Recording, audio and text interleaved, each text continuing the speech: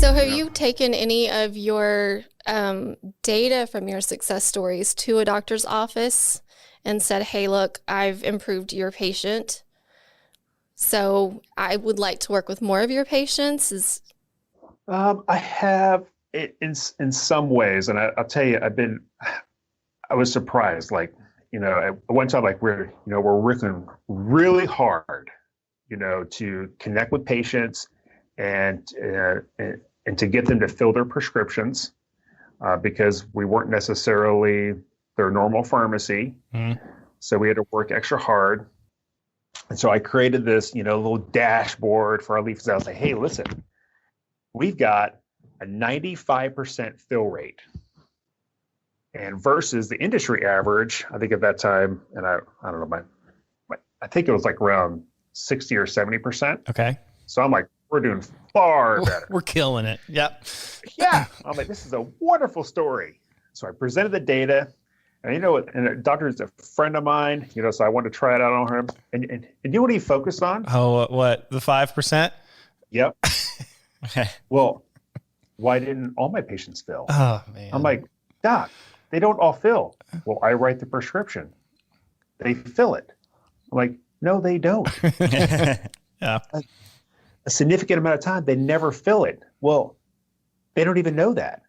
They just assume that they send the prescription, you go get it. So learning kind of what their perspective is of, and if they don't fill, 100% of the reason why they don't fill is because you're too expensive. Mm-hmm. It has, it's like, well, maybe they're not convinced they actually need the drug, doc. Oh, no. No, you're too expensive. That can't be it. That can't be it. Price. Right. Yeah. Yeah. Maybe they start feeling better the 30 minutes later and they're like, I don't want to get it. Like, yep. Or they went on to Dr. Google and figured out that was scary. Yep. Mm-hmm. I want you to take this cholesterol med. Okay, you can order it for me, but I'm going to see if diet and exercise is going to work. Right. I'm going to see if I just eat salad. No. Right. So it's been an interesting trace. I kind of learned to, started learning about how they kind of view the world, which is different than us as pharmacists, and understanding like, okay, what is meaningful to them, and I remember I started talking about star ratings. This is years ago. Buzzword. And they're like, I don't see how you can impact my star ratings. I don't even know what the star ratings are. I don't really care about them. Yeah, I got these little metrics over here, but it was not something that interested them to come to the table, right? So to speak. Yeah. Yeah. Well, that goes to show like what you were saying too. And what I think with Dr. Calvin Knowlton with Tabula, he was the CEO of Tabula Rasa. Like patient buy-in is so important. Right. And that's what he was talking about. Like, you're not taking this drug, I'm going to cancel it. I'm going to tell the doc you're not taking it, but I'm going to cancel it. You don't want to take it. You're not taking it. He was so big on like, if your patient believes they should take it, they're going to work with that doctor to either go, hey, make sure I do take it, make sure I do have it, and have that Bob conversation with story. the physician. If you don't pick up your meds, I'm going to tell your doctor you didn't pick up your meds and take them.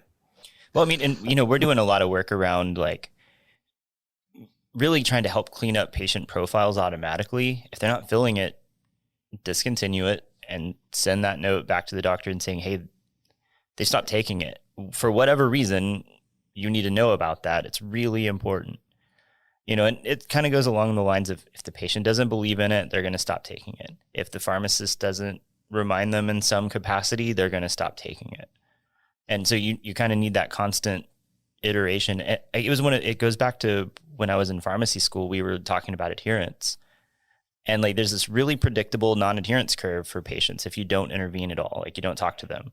After like 3 or 4 months, it goes from like 90% to like 60-ish%. And then by a year, if you've never reminded them at all about taking their medications, they're pretty much done. And that also included patients who were taking like HIV meds or oral oncology medications, things that will actually keep them alive, just predictable. If you don't, out of sight, out of mind, gone. And so you have to have some way to drive importance. You have to have a way to keep having everybody in that chain making sure the patient's doing the right thing, including the patient.